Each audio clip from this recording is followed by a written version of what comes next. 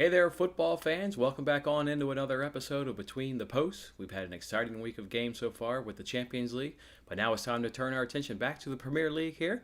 I'm Jason Mattis, of course, joined each and every single week by Matt. How's it going, man? It's going well. Yeah, fun Champions League week. Let's roll it on into the Premier League. It's going to be a good time. You crushed it. To your own horn, man. You crushed the Champions League between not Thursday, Tuesday and Wednesday. You absolutely crushed it. I had a day on Wednesday. You had 2 days, my man. Good job. Yeah, I had a couple. Yeah, just some good, solid selections. Just trying to I went with some underdogs, and it came out really hot. And I got some good looks at some teams as well. Like for example, Atalanta. Even though they only won by 1-0, I thought the scoreline didn't really reflect how the game went. And I think that they've got a huge matchup coming against AC Milan this weekend, and they should be able to do some damage at home.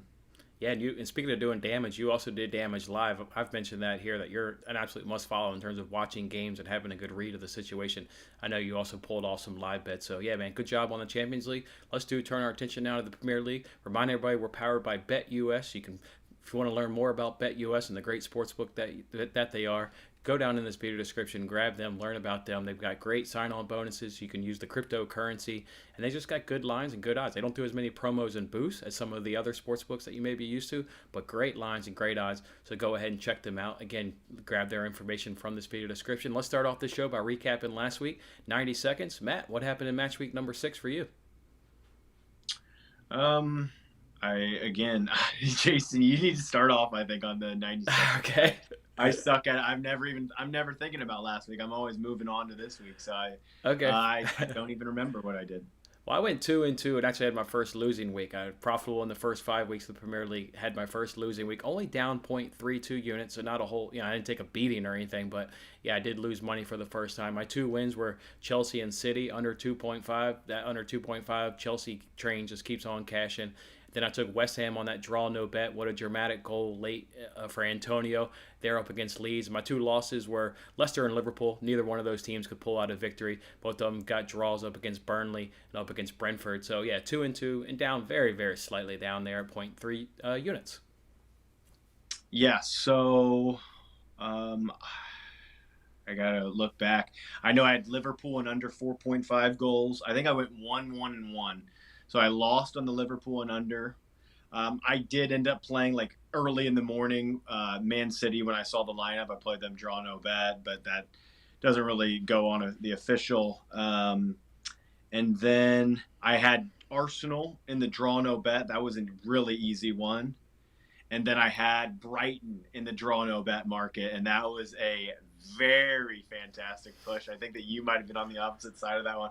I feel bad because Palace were in such control.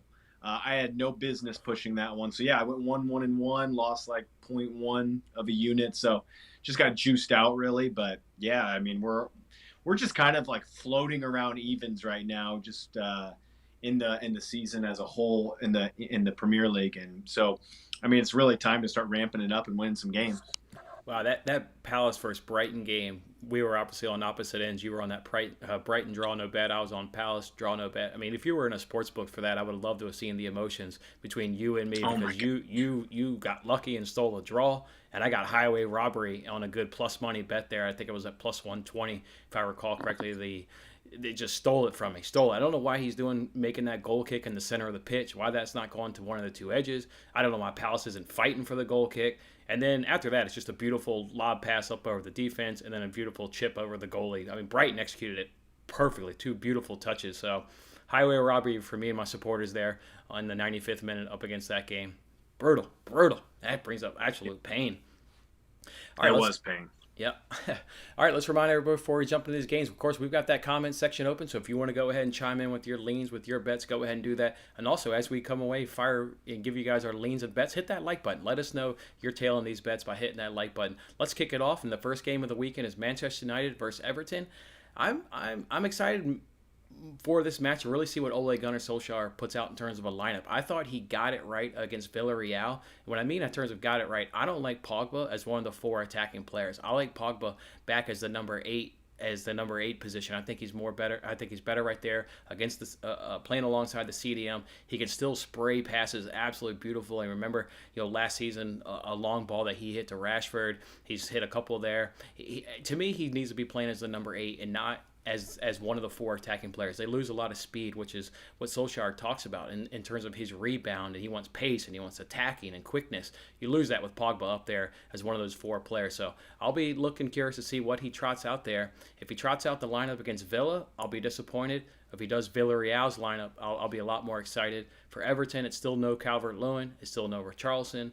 So they're gonna be struggling to score goals. And then we talked about it last week. Got the Ronaldo. You still got that feel good story. Well, all that did was get a bump in midweek when he scores, the FIFA time winner there. So they're still gonna be coming in riding the Ronaldo wave. I mean, quite frankly, Ronaldo wave. So my leans in this game would be United to score in both halves at plus 140. And I also think Everton may struggle to find the back of the net, but I like United to score in both halves at plus 140.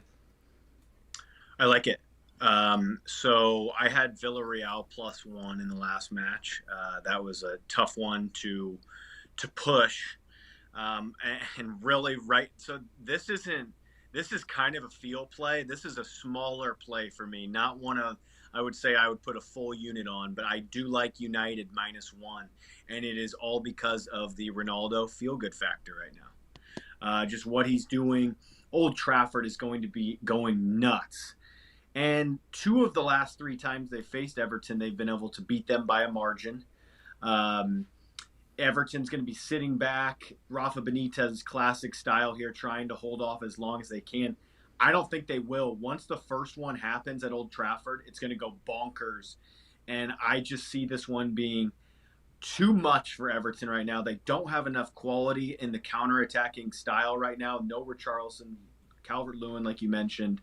That's going to be a big problem. I think that they're going to be less dangerous on the counterattack.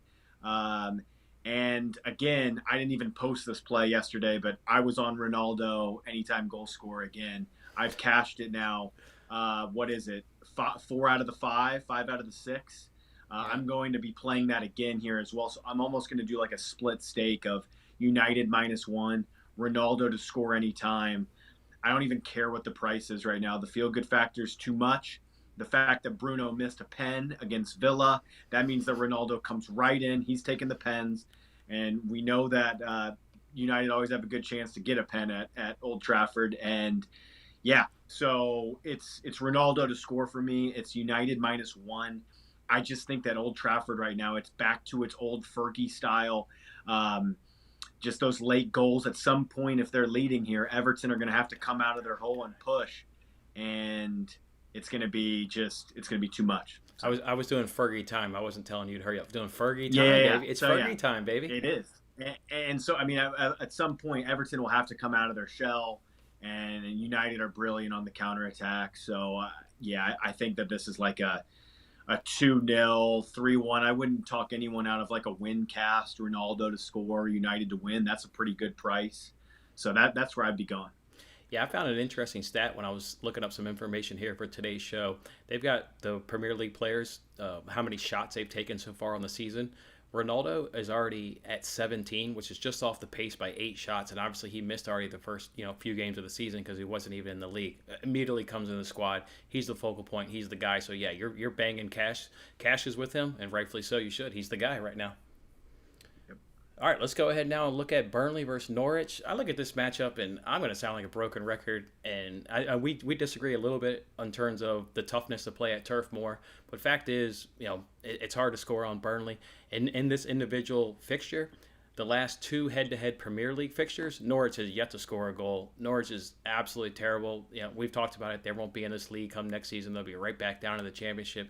And then you add in the fact that Cantwell, he's questionable due to some personal reasons. I don't see how Norwich scores. I cannot find them finding the back of the net. Burnley should score. Burnley should certainly be able to scrape this 1-0, 2-0 if I had to take a guess. So my lead in this game is Norwich team total under 0.5 at plus 170. You can find this bet worded different ways, but to me the best value was taking their team total basically to not score at plus 170. Yes, I am right there with you. I completely agree with that. I think it'll be very difficult for Norwich to score here. And Burnley, the thing is about them is they're finding the back of the net. They found the back of the net in 4 out of the last 5 in all comps. One of those is against was against a Rockdale side in the League Cup, but they scored 4 that game. Like, you can't say that doesn't build some confidence in your strikers. Then you scored 2 against Leicester. I said that they were maybe one of the best dogs last week at like a 5-1 price. You wouldn't have cashed that, but you would have gotten your money's worth almost for they could have won that game. They were up 2-1 and just couldn't close it out here. Norwich, I believe that they have lost, I think it's like 19 straight Premier League matches. I don't know the exact number. It's somewhere in the 15 to 20s. They have not picked up a draw. I mean, they and for that reason, this is probably the most square play on the board. This is going to be extremely public. So I got in at the very earliest point. I got in on this one about 3 days ago. I know that this one's going to go up. It's going to close in the 130s. Do I love laying Burnley at minus 130? Not really, but this is a trend that you could probably feel pretty good about if you do. I got it at evens. I feel good about it. I think it's still coin flippy. It's still Burnley. I mean, it's not going to be easy, but I do expect them at home to take care of business here. It's a big match for them. This is 19th versus 20th. This is one that Sean Dyche has got to have circled. And yes, I think that they get the job done here. So yeah, Burnley plus 100 for me was a pretty obvious one, but something that I just really can't pass up with kind of how Norwich has struggled in this league. Yeah, I missed out on that plus 100. I would have grabbed that myself right there. Do you see Norwich scoring in this fixture? Are they? I think it'll be difficult for them. I mean, they haven't been scoring. They haven't scored in their last 3 road matches: 2-0 Everton, 1-0 Arsenal, 5-0 City. They scored 6 against Bournemouth in the EFL Cup. They scored once against Leicester. They scored once against Watford. I would just rather be on Burnley. So I think that Burnley are scoring goals now. So I think that Burnley find the back of the net actually twice here. So that's basically I think that they can score twice. Doesn't hurt when Vardy's chipping in goals and helping them out. That's how I crashed that Leicester Burnley bet last week. It was Vardy's own goal. I deserved the win right there. But anyways, that happens right there. That's football. Let's move on now to Chelsea versus Southampton. And everybody here watches my daily show already knows this bet. There's no reason why for them to wait for me to give you this bet. You can't mention Chelsea without mentioning under 2.5. And you add in the fact that Southampton has cashed under 2.5 in 4 of their 6 games.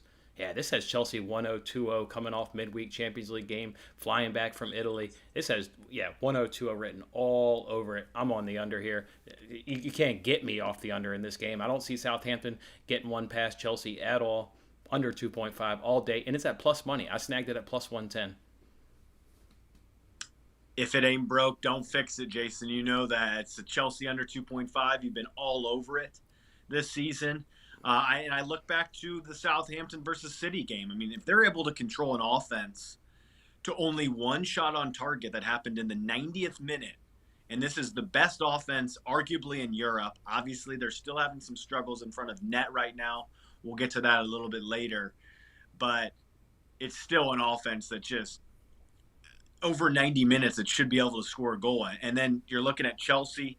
They're struggling right now a bit. I mean, the fact that Juventus have been leaking goals. I was on Juventus because I just thought it was a big step up. I didn't like the price on Chelsea, really. I thought it was more of like should have been a pick 'em. But let's be real. Juventus have been struggling. They've been leaking goals left and right. Chelsea couldn't find one. Or really, I mean, Lukaku had one nice chance late. I mean, anyways, yeah, this is just, it really doesn't even have to be warranted. This is a Thomas Tuchel under 2.5. Ralph Hasenhüttl should set up very defensively to stymie this Chelsea side. And yeah, I think that under 2.5 is really the only way to look. It really is. And at plus money, I mean, literally, how can you say no? Just given the rate it cashes, and like I said, 4 of 6 in Southampton games, I don't know how you do not bet under 2.5. And if it doesn't cash, oh well, come right back to the well in the next game. Don't even feel bad about it. Yep.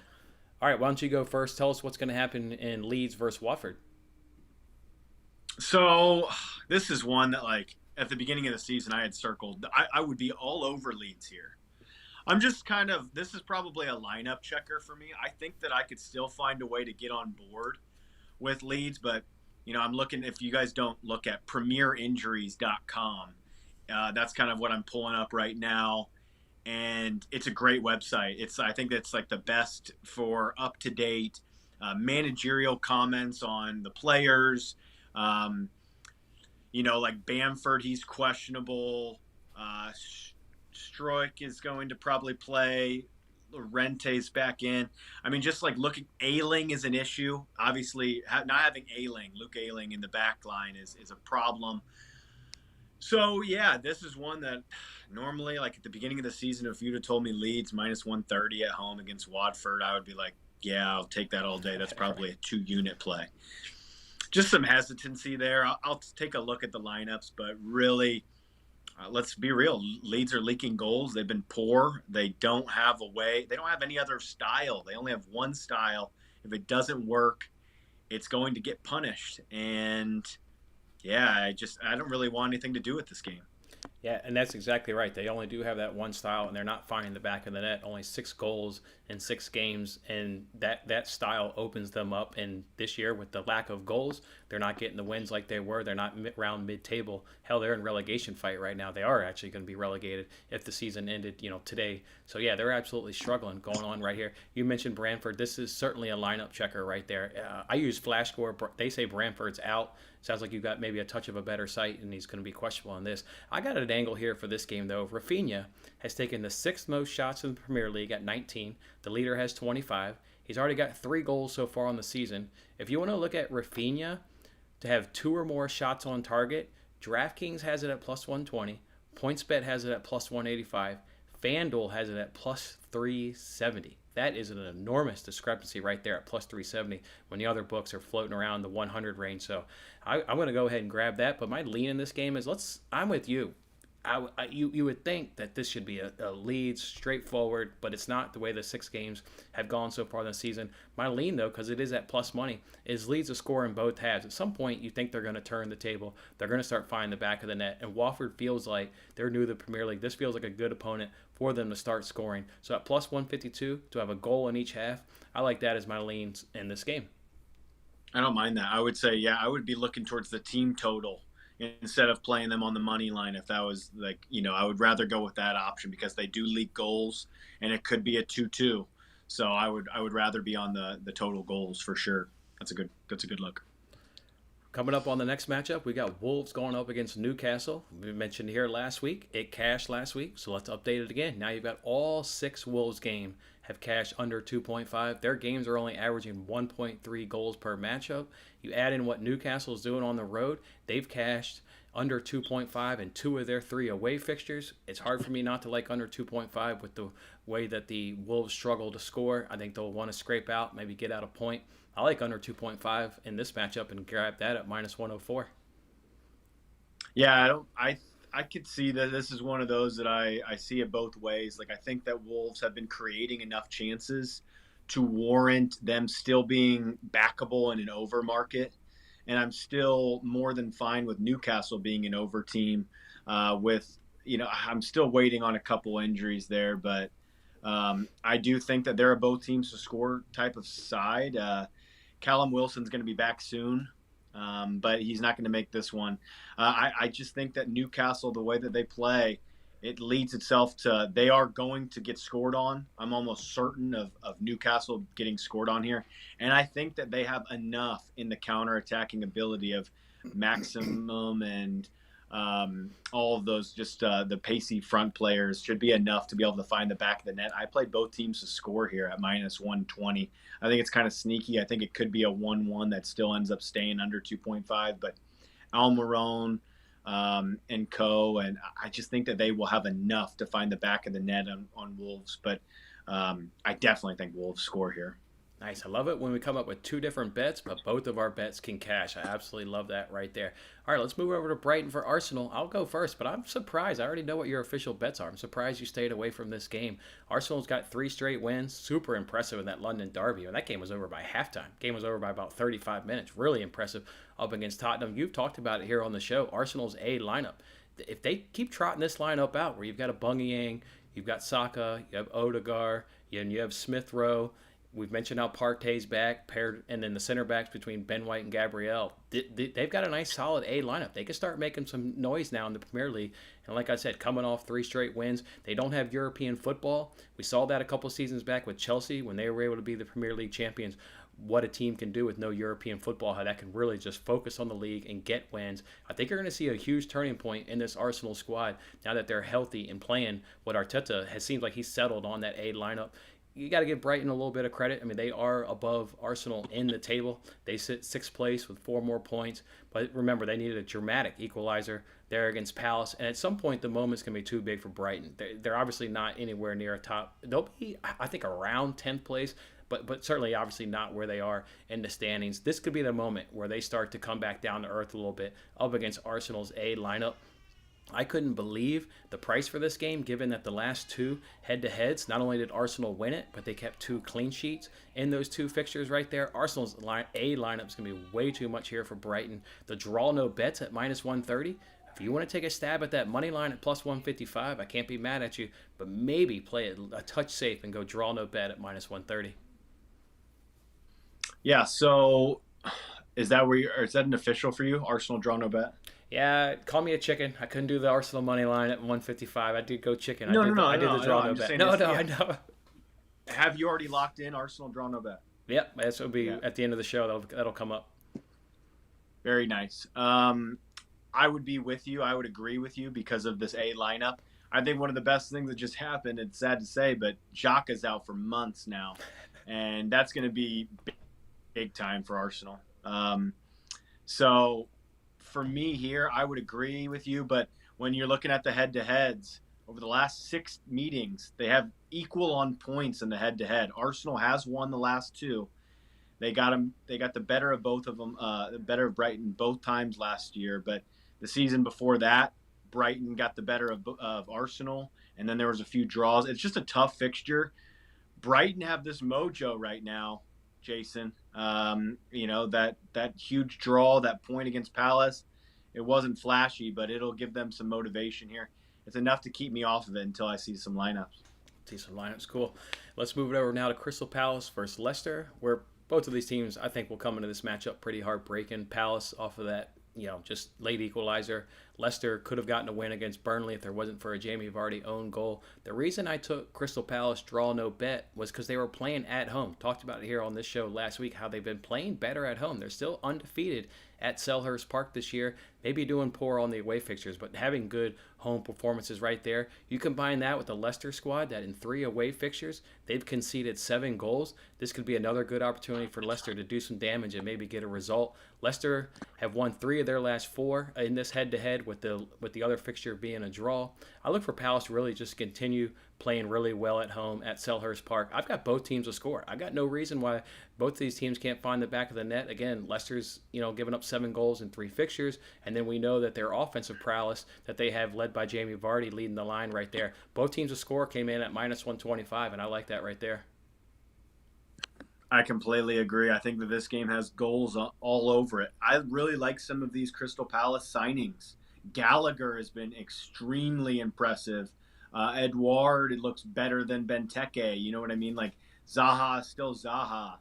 And like you said, Leicester's leaking goals right now. Their defense sucks. It's gonna inhibit their chances, at a top 6 finish. And now that they're in the Europa League, and it's going to be a tough season, I think, for Leicester. And yeah, I think that goals are on the menu here. It's nothing official for me yet, but I think that over 2.5 or a BTTS and over 2.5 looks pretty darn good. I expect Palace.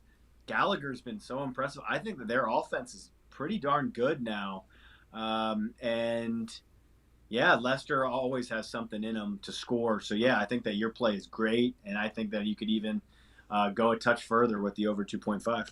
Yeah, I may have to go ahead and snag that right after the show before that value keeps getting worse right there. All right, let's move over now to Tottenham versus Villa, where we continue to talk about here on the show how bad Tottenham's look, or at least I certainly have talked about it. 3 straight losses. They haven't scored in 2 of those 3 games. Got blown out in the North London derby, where, if you're going to turn up for a game, you're going to turn up in the North London derby, and they didn't do anything. Game was over by halftime.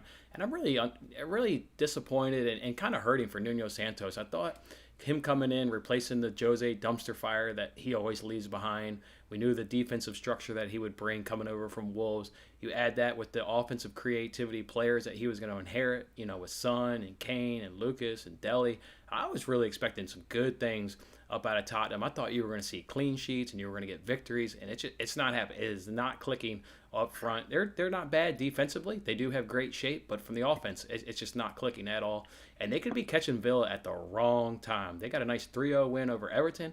They got a 1-0 win over United at Old Trafford. That was really impressive.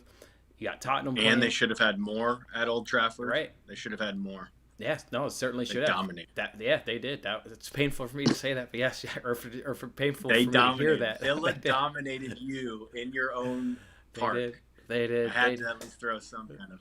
Yeah. They did. Yeah, and you got Tottenham playing sometime this afternoon in that Europa Conference thing. I believe it's a home game where they've been playing more of their A lineup in the home fixtures, and when they travel to wherever they travel, they're playing some lesser squad. So Tottenham, if you look at the price for this game, it's like they're being priced on the name and not the performance. You got to look at the performance, folks. Don't go off the name of Tottenham here. So a couple of my leans in this game would be Villa, draw no bet at plus 150. You could also do the double chance at minus 135. And you could also go under 2.5 just because of how good the shape has been under Tottenham at minus 103. So a couple leans there for this game for you to pick from. I love it. I would be listening into that breakdown again because Villa unbeaten 6 of the last 7. They just played Manchester United at Old Trafford off the park. They could have had 3-4 goals. That is not a joke. Spurs with the Conference League, you're right. They get dusted early in the half. So my official here is, I think that Nuno will set them up to not get dusted. He knows what Villa have. Villa are more of a complete team than Spurs are right now. That is just the facts. And Kane doesn't look himself. He wants a move. You can see it.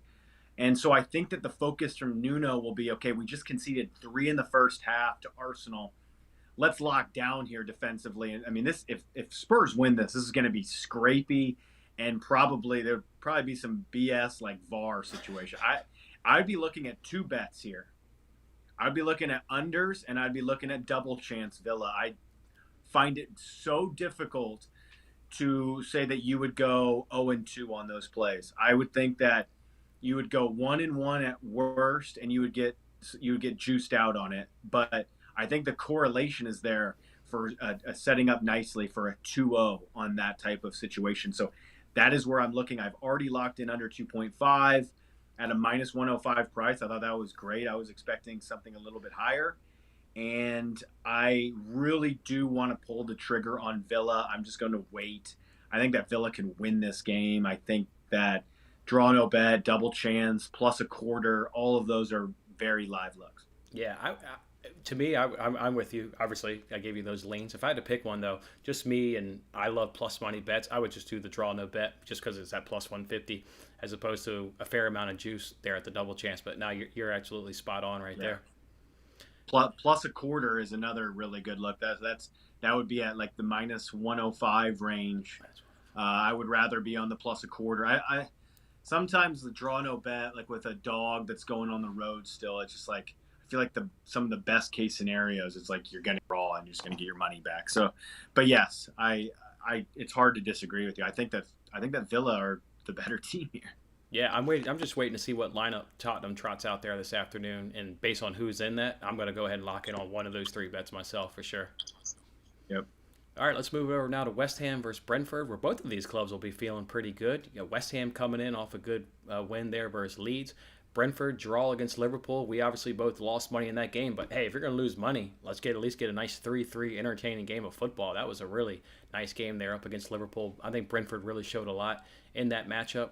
My question in this game is, will Thursday night start to impact West Ham, new to Europa League, or obviously new to European football in general? When is that going to impact them? Their first attempt coming off a Thursday night game, they lost to Manchester United. I know they didn't have Antonio. That's the one sticking point to me is what happens if they have Antonio. But I'm just, maybe stretch this out to a broader topic of let's see what happens to them the weekend after coming off a Thursday night. Brentford's got good away form. They've got 3 games and have yet to lose a game away from their home park. So like that, I think Brentford can take advantage of West Ham coming off a Thursday night game. Again, they've got good away form. They banged 3 goals past a good Liverpool squad, a squad that'll be competing for that title. My lean, though, in this game would be Antonio to have 2+ shots on target, who is number 1 in the Premier League at taking shots in the Premier League. He's taken 25. Nobody's got more shots than Antonio. I like him at plus money to have 2 of those on target. I think this will be a nice, good, open game. They'll be able to get after each other. So that'll be my bet there for this one. Yeah, this is a complete swerve for me. I really have no feel. Brentford are extremely difficult to play against. Like you mentioned, West Ham with this Europa League getting ready to get started here. And, I have no opinion. I think that Brentford could maybe scrape out another point here. That's where I would be going. But, yeah, complete pass for me. I agree. I mean, if you see them come out in that first, 20, 30 minutes and they're all over West Ham, like I think they will be because they'll be fully rested. No, I'm with you. They have a great chance to come out here with at least 1 point. So I agree with you there. All right, why don't you go ahead and kick off the discussion first between Liverpool and Manchester City, the last game of the weekend. Oh, it's going to be a great match. I think it's more of a match to probably just watch. It's a really tough one for me to bet on. I think that Liverpool are catching them at the right time, but there's no Trent Alexander-Arnold, which is a huge miss for me. I mean, it could be Milner. It could be Joe Gomez. I could see it being Gomez to be more solid at the back. I think that this game's going to be really tight. I would probably be on unders here, unfortunately. I think that it's going to be very difficult for both teams to score. I don't think this game goes over 2.5, really. I don't think that either team wants to win, or they both want to win, but I don't think they would more so. They don't want to lose. Very, very tough game. Complete lineup checker for me. I think that the power of Anfield can push Liverpool. I would be on Liverpool plus a quarter here, but I am a Liverpool fan. But I don't see that much of a difference between these two. And then when you look at City, on the road to Chelsea, on the road to PSG, now on the road to Liverpool, which is the toughest out of the 3. I think that Liverpool are in better form than both of those sides in terms of PSG and Chelsea. I think that Liverpool can do this, but it's just not really enough for me to want to bet on it. So I'll just look at this one as a fan. Okay, cool. Yeah, number 1 versus number 2 in the Premier League going after it. City does coming off that good 1-0 win up against Chelsea, as you said. If we looked at what happened last season, City got a nice good 4-0 or 4-1 win at Anfield. But Henderson and Fabinho were the center backs in that game. So obviously a lot's changed a year. If you fast forward to a year right now, don't expect that. City's only conceded 1 goal on the season. Liverpool's only conceded 4 goals on the season. If there's one manager that I absolutely love to going up against Pep Guardiola, it's Jurgen Klopp. I think he's got the players. I think he's got the styles to absolutely frustrate those City players who don't like people in their face nicking at them, and Jurgen Klopp will do that. And I love that, especially at home with the Anfield crowd right on top of those players. This, to me, smells like a Liverpool win, but the reason I can't bet it in terms of that or a double chance or anything, listen to this recent head-to-head against these clubs. You've had a 0-0, a 2-1 City win, a 1-1 draw, a 3-1 Liverpool win, 4-0 City, 1-1, 4-1 City. I mean, that to me smells like anything can happen. You've got wins by both teams, big margins, small margins. You've got, hardly any goals. I mean, anything can happen. I'm with you, though. I am on the under in this game as a lean. Under 2.5 at plus money, at plus 114 with exactly what you said, with how we know top 4 teams go at it and cash unders on such a regular high basis. I would be on the under in this game, but hard for me to actually get to the window to actually bet this game. I'm exactly with you on that one. But we feel the same way, it sounds like. I think unders is the play. Yep. Cool. All right, let's go ahead and show up our official bets. You can go ahead and run through yours first, and then I'll run through mine.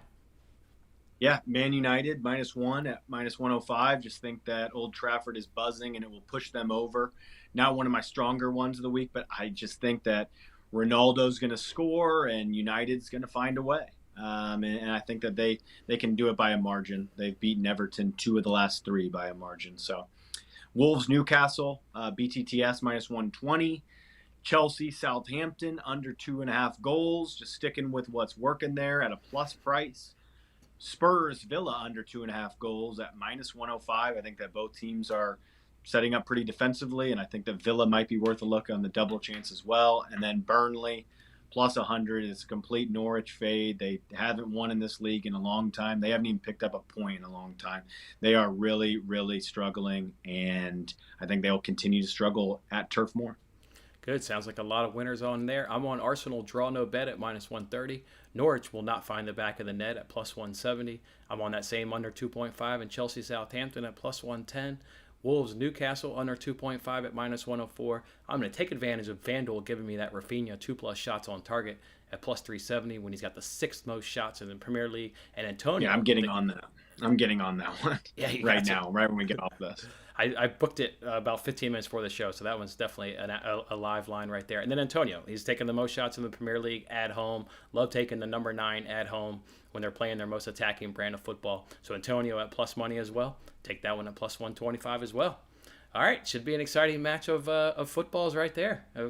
Really exciting matches of games. Can't wait for, obviously, Liverpool City Sunday afternoon. Yeah. That one's going to be the one. The only thing it sucks is down NFL, but it doesn't matter. Got the TV there and I'll have the tablet there, so I'll be all eyes on Liverpool City.